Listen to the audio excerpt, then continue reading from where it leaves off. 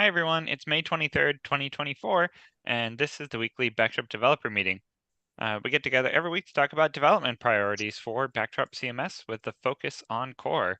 My name is Nate Lampton. I'm Quick Sketch on the internet, calling in from Oakland, California. I'm the technical lead for the Backdrop project. We've got a little group of people here.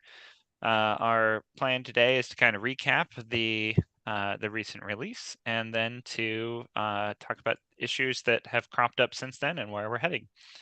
So we'll go around the room with some introductions. We'll start with Eli and then we'll go to Joseph.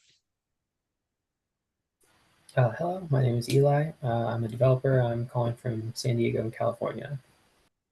Thanks, Eli. Joseph and then Greg.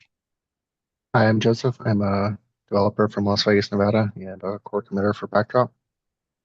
Thanks, Joseph. Greg and then Jen. I'm Greg. I'm joining from Melbourne, Australia. Work as a support engineer for a Drupal hosting company, member of the PMC, and contributing whenever I can. Thanks. Thanks, Greg. Jen and then Luke. Jen Lampton, joining from Oakland, California. I'm excited about playing with DDEV, and I'm working on a couple of really big Backdrop upgrades now, which is very exciting. So that's it. Thanks, Jen. Luke and then Tim if he's back, but he might not be. So go ahead, Luke. I'm Luke McCormick from San Ramon, California, soon moving to Martinez, California.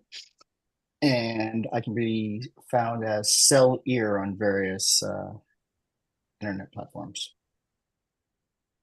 Great. Well, thanks everybody.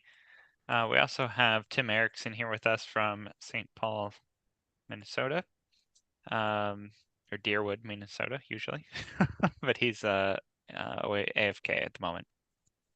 Okay. Well, first of all, let's. I wasn't here last week, so I missed the opportunity to celebrate the release of Backdrop 128. Yay! So Backdrop 128 came out just one day over a week ago on May 15th. It was a great release. Lots of fantastic functionality. I'm really pleased that the new icon API seems like it's had a very positive reception. A lot of developers have been commenting about how much they enjoy working with it. There's the new icon browser that Laren put together that makes it so you can find and see which icons are available on your site. Yeah, and I really like the way that it's been integrated. So I'm very pleased with 128 and all of the capabilities that we got into that. We wrote an excellent blog post on it. You know, I haven't checked to see if that's been pushed to the announcements feed yet, but it should be if it's not. But yeah, you can get that at let's see, the backdropcms.org under news. Yeah, Backdrop 128 released.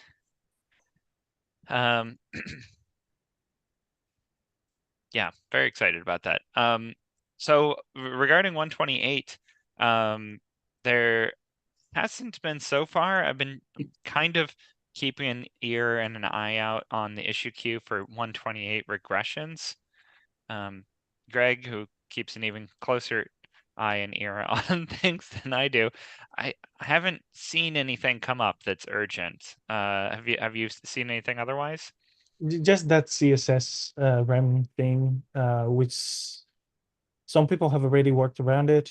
We're looking. It's not well.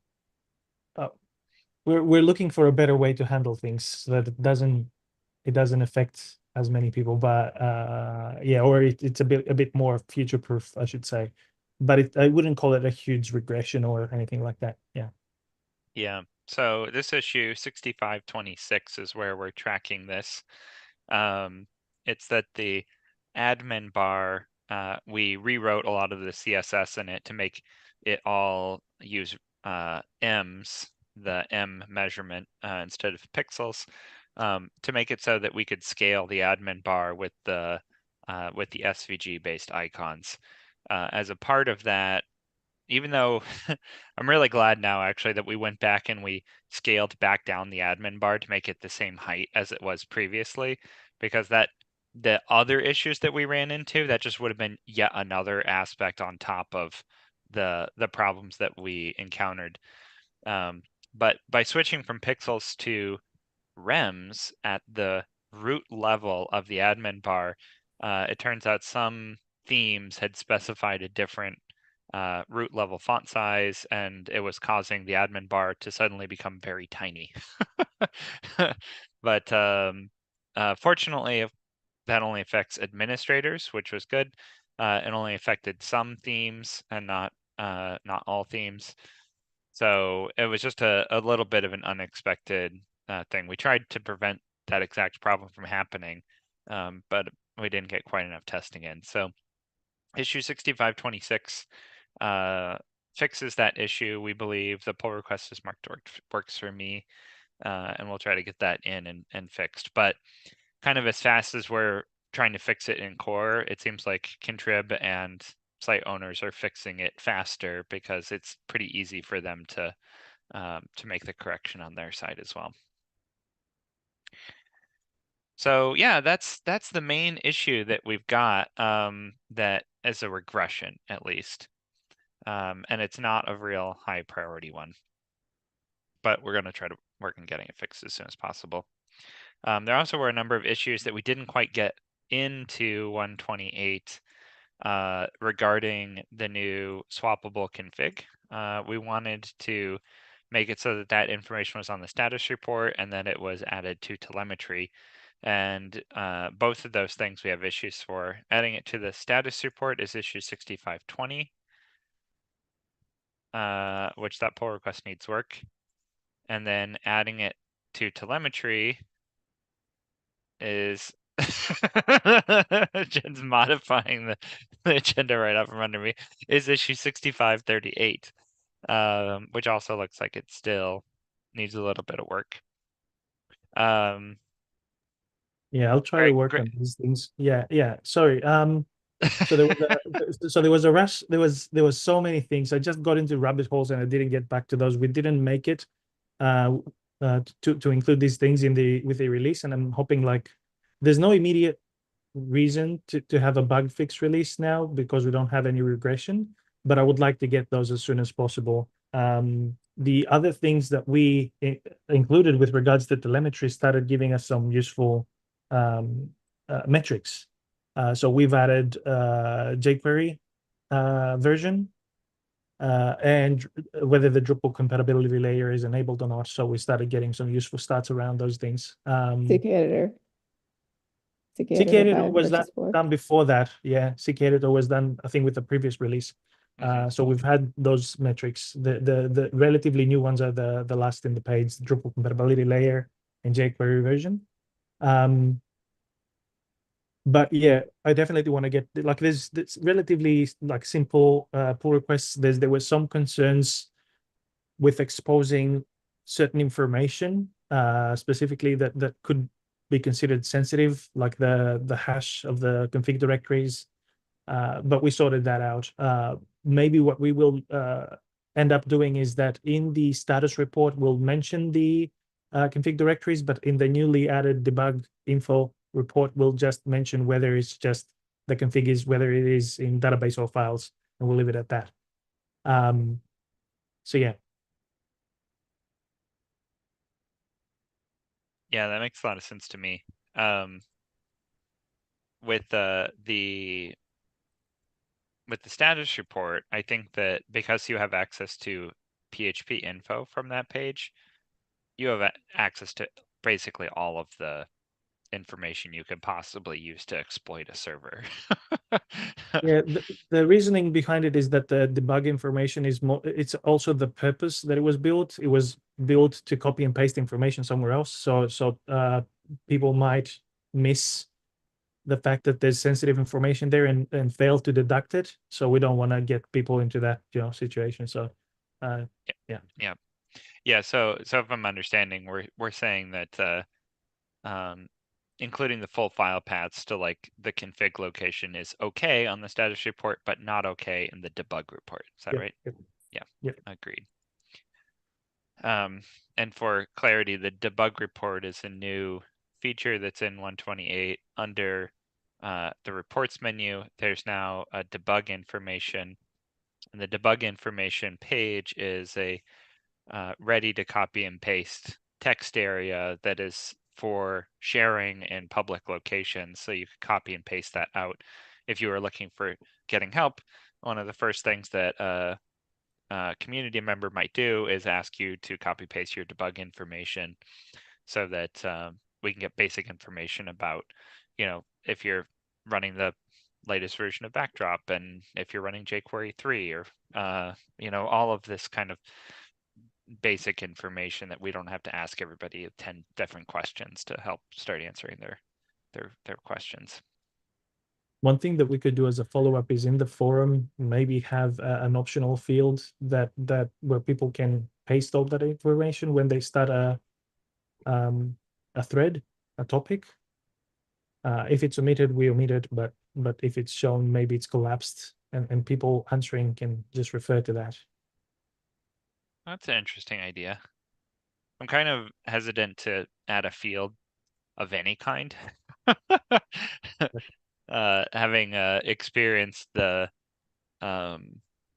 field bloat of the Drupal.org issue queue over time, where it just like became more and more complicated and made it so that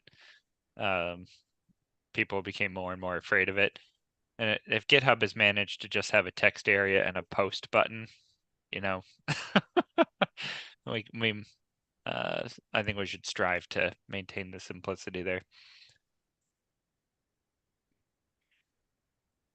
But yeah, I agree. It would be nice to make it so that we don't have to be kind of rude about it. Every time somebody asks a question and the very first response is post your debug report, that's not a great community experience. Yeah, and if it's collapsed by default, so that it's because it's lengthy. Like if they copy paste the entire report that includes the modules, it's going to be a bit lengthy. So if we collapse it and only refer to it when we need to provide that information. Sorry, the support engineer in me just keeps thinking how I would handle this. Is could we put this in the issue template? So when you're doing a bug report, it would say at the bottom where it says Backdrop information instead. It could just say, Yeah, that's for GitHub though. That's for GitHub. He's talking about the forum. we don't have templates on the forum. Yeah, but yeah, we should do that. We could put it in the instructions on the node at the top. Here's another weird idea. I don't know, maybe this would work. Is maybe we should put some kind of start and stop indicator in the debug report itself. So when you copy and paste it, it has like markup in it that will collapse it when it's pasted into GitHub or pasted into the forum. So it actually would contain not just plain text, but also like a start and a stop. And then we could either detect that and parse it on the forum, or if it was markup itself, it would just include like a details element that was collapsed for pasting into GitHub. Right. Yeah, that's tricky because we do have filter like text formats on the forum. So it would just like print your HTML tags instead of rendering them. But we could have some kind of a. Do we have like a filter? Are we using CKEditor 5 on the forum? I think we are. If you can just put 3 backticks at the start and front, and it'll do a code tag. Like a code block. Like a code block, and it'll automatically collapse it if it's really long. Oh, it will. That'll It'll work on collapse GitHub it? too. Or at least on GitHub it will. I don't know Oh. about on the forum. Oh, well, we could also just style the forum code blocks to use a scroll bar. That would probably be useful And anyway. then add a code block button so people could use that to put it in. Uh-huh. Right. Yeah, because the 3 backticks is just the default markdown for that. Yeah, I wonder if it works on copy and paste in CKEditor. Yeah, I think you have to add a plugin that's like a markdown CKEditor plugin. So when you paste it, CKEditor 5 has basic markdown formatting built in. Like you can just type in markdown and it'll just convert it automatically. Yeah, we have that enabled all the time on all Backdrop sites right now. Oh, that's great. Yeah.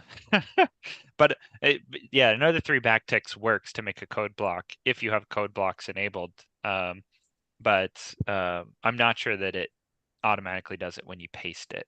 Yeah, we can double check that. Anyway, We have a those are- dedicated markdown format on the forum. We probably don't need that anymore if it's built into CKEditor. On a, sorry to sort of interrupt, this is kind of related. I opened an issue on backdrop.org about CKEditor 5, where, and Indigo Zella wasn't able to reproduce the problem. Where if I opened a new post and I pasted an image into it with some text and saved it, and then I came back, it would ask me, do you want to upgrade to CKEditor 5? Even though I used CKEditor 5 when I originally, and it only seemed to happen when I pasted something into it. But then Indigo Zella, I think, tried and was unable to reproduce it. So I get that frequently, even when I'm not pasting something in. okay, Where it says like the editor has been temporarily disabled, please review your content before turning it on. But like, Yeah, absolutely. yeah, and I think Oh. that might just be Backdrop's filters changing something. And then CKEditor saying, oh, I didn't change that. I don't know what that is, but yeah, there's some. I often see that where it's adding an extra p tag. It like wraps an image with a p tag. Is the difference, and it's funny because like visually and markup wise, it actually doesn't make any change, but it's constantly popping up that warning. Yeah, I just to don't be know what causes that. Yeah, to be clear, this is me creating a node using CKEditor 5, Yeah. saving it, coming back, and then having it tell me, do you want to upgrade to CKEditor 5? So, Yeah. Yeah, I've seen it, but I can't. I'm not able to reproduce it consistently. If we could Right. reproduce it consistently, then we could figure out why it's happening. There is I'll some see if I logic can there. do that, if I can come up with steps to reproduce it. Yeah. It does seem to happen reliably on the forum. Yes. but it does not seem to happen on a fresh install of Backdrop. So yeah, there's something a little askew there. You know, speaking of this particular problem, this is a related issue that I'd like to see addressed is issue 4629. And 6429. 6429 is the issue to disable the auto P filter out of the box.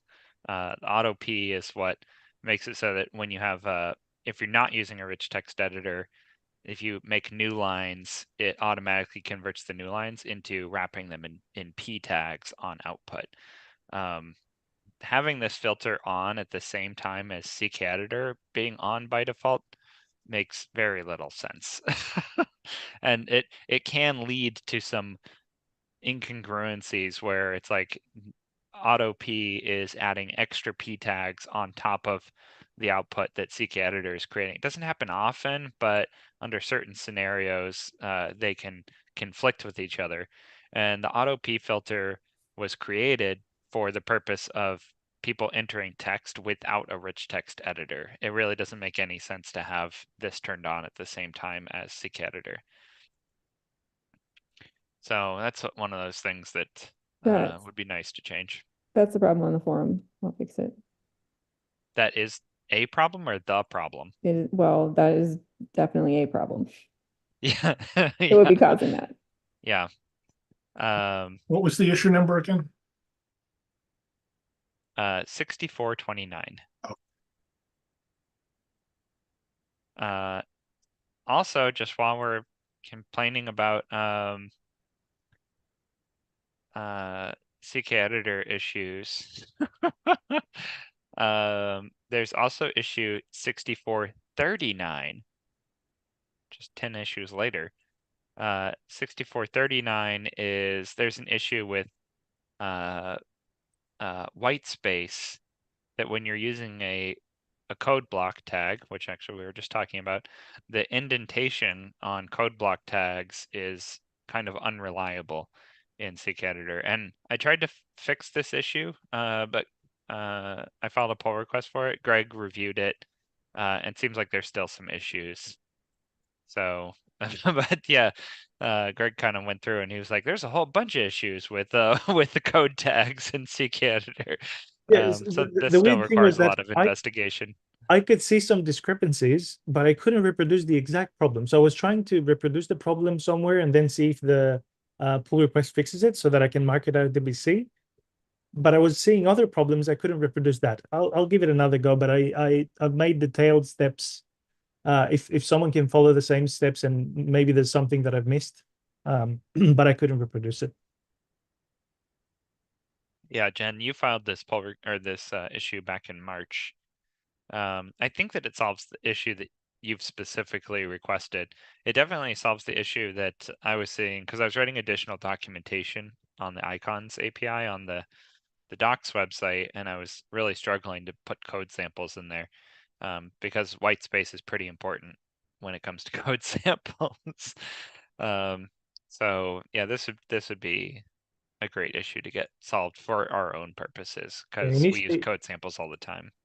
It seemed like a trick, like an easy thing, but it turned out to be tricky. So what I ended up like, I first like quickly tried to reproduce it, and then when I couldn't, what I've done is I spun a demo site after we upgraded to 128, and then the PR sandbox, and I had them side by side, and I was trying the same things, and that lengthy comment is me documenting all the steps.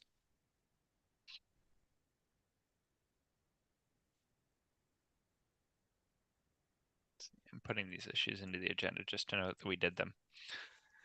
Okay. All right, let's see. Other things that we tried to get into 128 but didn't quite get done, but we can pick up in possibly a bug fix release. One of them is jQuery UI released a new version. IndigoZilla has filed a pull request for this. It's issue 6550. It's great to see new versions of jQuery UI coming out. I'd love it if you know, it's funny because jQuery as a community had a big shift where they got a new collection of maintainers. jQuery UI had basically been unmaintained for a long time, and now it's kind of back as being maintained. But they're being very clear about jQuery UI that it is a maintenance only mode, which I was a little bit hoping that they would take on the initiative to like add new functionality, and in particular would really love it if they finally added support for touch so that you could touch drag and drop, but I'm not sure if that's ever going to happen at this point. Still, it is great to see that there's new versions of jQuery UI coming out, so this issue 6550 sets us up to upgrade to that latest version. There's also, I don't have the issue number. There's also a new version of CKEditor related 6481. to. Yeah, 6481. Is that what you said? Yep, ongoing. Keep CKEditor up to date. Oh, that's the issue number, 6481. Yes. Yeah, so there's a pull request there as well to update to the latest version of CKEditor 5. I don't think that there's any new functionality in it, and like testing it out doesn't seem like there's any major regressions. There probably are some bug fixes though, which would be nice to get included. Because it doesn't have any new features whatsoever, and it seems relatively minor, like it's included a couple of new plugins, but we don't use any of the new plugins that have been created. It doesn't seem like that's like enough of a headline feature or risky enough to have to wait for another minor release. So I would say let's try to get it into a bug fix release. Okay, well, that's kind of the recap of things that almost got into 128 that didn't. I think almost everything, actually, of everything that we discussed, I don't think anything needs to wait. It can all go into 128.1 or 128.2 as those bug fix releases come together. Can I go now? What's that? Can I go now? I mean, can I, I'm asking. Yeah, I'm sorry. Yeah, if you have topics, yeah, please go. Yes, please. If he has topics. There's one project we should announce too. Oh, I'm sorry. I skipped over the contrib announcements. Yeah, Jen, go ahead with the contrib. So Icon Browser has a release. So that's Yay. exciting because Icon API is new in core. Current discussions, you might have missed this last week for Icon browsers, that it is a potential Icon UI for core in the future. And so we're basically using that space as a place to play around with what kind of features would you want from user interface for your icons, to see if we can come up with something that might be suitable for core inclusion in the future. So if you want to play with icons and you don't want to do it using code, add that module.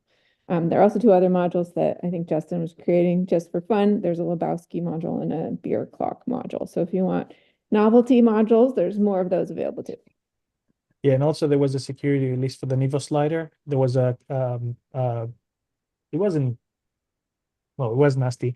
They weren't taking the permissions, so there were the configurations for those module without module were exposed to anonymous users. So there's a new release as of yesterday. Is it? I lost time zone track. Anyway, people should install that.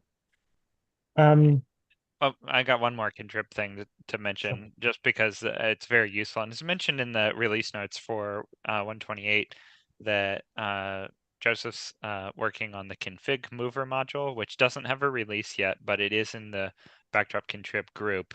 I think that's highly relevant to the 128 release for people that are looking to store their database or store the configuration in the database. The config mover module, I think, is going to be a very useful tool for switching existing sites from file-based config to database config, or vice versa. So thank you for making that, Joseph. That's a very useful capability and very timely for this release. Okay, now you can go, Greg. Yes, sorry. So there's small issues that sort of like I would like feedback and get going, that as I was testing either new features or things that people needed review with, I got into rabbit holes. So first issue that I would like to this is related to the admin bar, is 6558. So in very narrow, Easy actually reported that in Zulip, I can't remember where. If you have very narrow screens, the admin bar just wraps itself weirdly, so that it seems to be in two lines. And I thought that maybe a good solution would be to switch it to resemble the menus that certain mobile apps have. It would make some space there. I'll work on that. I just need some feedback if it's a good idea or not. Or if anyone, because I have so many things assigned to me, if anyone wants to grab any of my issues, just feel free. I've provided some starting, like it should just be fairly simple, just some CSS to address an issue. Then another one is 6553. And this was brought up by Irina somewhere in the forum, or Zulip again. So we have a toolbar button for images in CK Editor, and that spins up the image library. And we have the capability of adding files, but we do it via links. So it would be nice if we had a dedicated file button for the toolbar for CK Editor that would allow it to happen a little bit easier. Yeah, it's interesting. Okay, Yeah, yeah, I'll take a look at this, because it's funny, because you already can do everything with the link dialog, but it's not clear that you can do it through the link dialog. So this isn't actually adding anything new. I don't think it's just providing a different route to do the same thing. Yeah, basically just adding the icon. And I think that and I think this is where Irina was coming from, because in Drupal there is this button, so that she was expecting to find it, although it's not provided by Core, I should say, but most sites seem to have it. Not, I shouldn't say most sites. There's many people that are used to that, right? Mm-hmm. So they were expecting that to find it. One related issue, 6552. Again, Irina was trying to figure out the right settings to enable file uploads, and Indigozella suggested certain things that we shouldn't be forgetting, like proper permissions. And again, it's one of those issues that people that want to accomplish one task need to hop around different sections of the UI. So maybe if we put it all in one place, and it was more straightforward. I was thinking that maybe we can do a permission matrix like right within the file uploading there. So sort of like a, hey, if you need to enable file uploads, you need to configure these permissions as well. And then finally, a thing that got me into, oh, that's another thing. Oh, what about the file browser? Wasn't there an issue for, I'm looking at Yes. Irina's comments here. Didn't we have an issue for making a file browser in the same way that we have an image browser? Yes. So it should be linked from that issue. Just let me just find it. I should have added.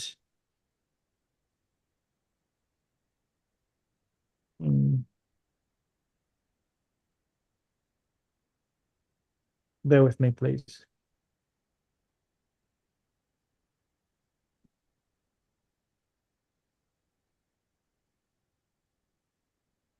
I usually cross-link, cross-reference issues. Sorry, I can't find it now. But yes, you're right. I can't find it now. Sorry, apologize. Yeah, it's fine. Well, there's also that issue. But yes, and then another interesting issue.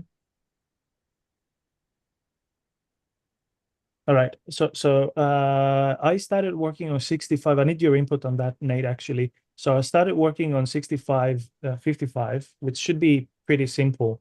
Comparing to CKEditor 4, CKEditor 5 settings are now in vertical tabs, right? So I thought that we should have some help text. And this was a pretty straightforward task previously. But then if you scroll to the very bottom of that thing, I have cross-linked another issue. So I started working and I was scratching my head why repeating the same steps and copy pasting code from things that I've done multiple times before, it wasn't working. And then it so happened that the CSS and JS that we've added for CKEditor 5, we're adding a version property in their library info implementations. And what that causes is that this is considered then a library, and it prevents me from loading anything custom. Now here's the thing. We have a file that is called ckeditor.admin.js, and we have all the JavaScript required there in order to configure the toolbar. And .admin.js is where you usually add the code for those summaries and anything unrelated. So if you could have a look at that issue, I explain it in further details, what were the sort of like the surprises and the head scratching that they caused. And I'm suggesting that maybe we can consider renaming that thing to CKEditor 5 toolbar.js or something else, and leave the .admin.js for anything non-admin related. So there's multiple ways to solve this problem. And I mentioned what I've done as workarounds.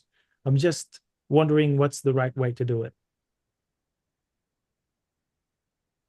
So I'm not following what the problem is. So the problem was that I found that as a contributor, think of this, I had a simple task at hand, and it was just to add the summaries which rely on JavaScript. So I started adding the same JavaScript that would work in other admin UIs in that file, ckeditor.admin.js, because it sounded like the most appropriate, following the same pattern. And then it wouldn't work. And I was like, why isn't it working?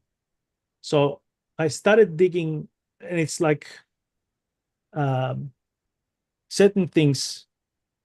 So in Backdrop pre-render scripts, there's some logic that acts on whether there's version or not, and it adds specific things. Yeah, it looks like you were running into a caching problem. Is that the thing? No, I don't think it's a caching problem. I think it's how the specific function thing that I raised. So there's 2 pull requests, if it makes it easier. So the first one, I like I made a typo there. So you will see that the majority, like the first lines, if you're looking at pull request number 4760, one very small suggestion is just to make the version thing be optional. Yes, if you.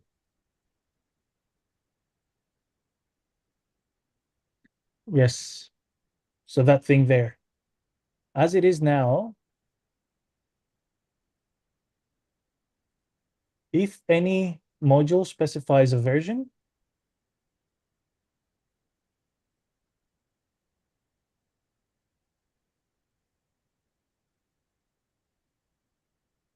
the rest of it is just documentation fixes. Basically, yeah, and that thing is basically instead of pulling that's I think a remnant from pulling CKEditor 5 from contrib, where we needed to specify. Totally.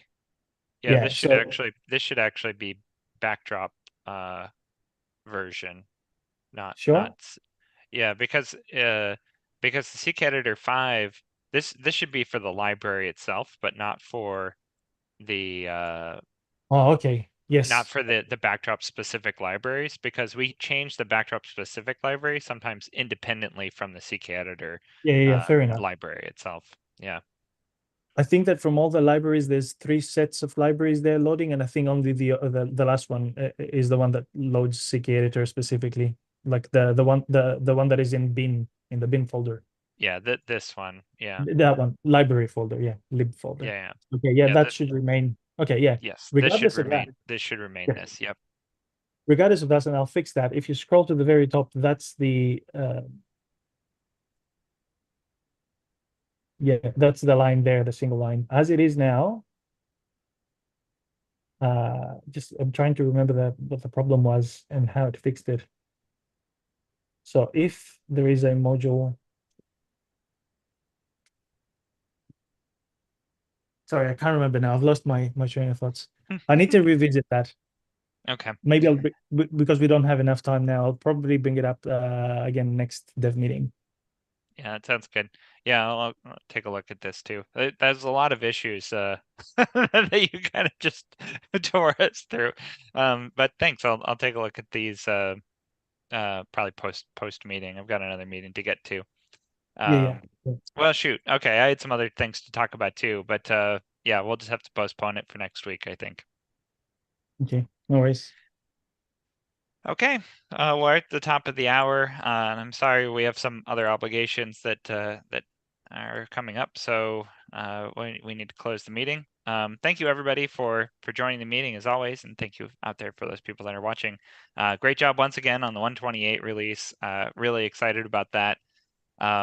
Also, maybe self-fulfilling prophecy that the last Backdrop Live, I was saying our goal for 2024 should be getting at least one top 5 feature into Backdrop Core for 2024, and we did it. So we got it done early. It's only May, so let's go for another one. Let's look at the top 5 features that we have, and let's try to get another one in for 2024. That would be great. Did you say you need the meeting room, Nate? So you have to close it, or do you just have to leave? I just have to leave. Okay, can you leave it open? Yep, but should I end the recording?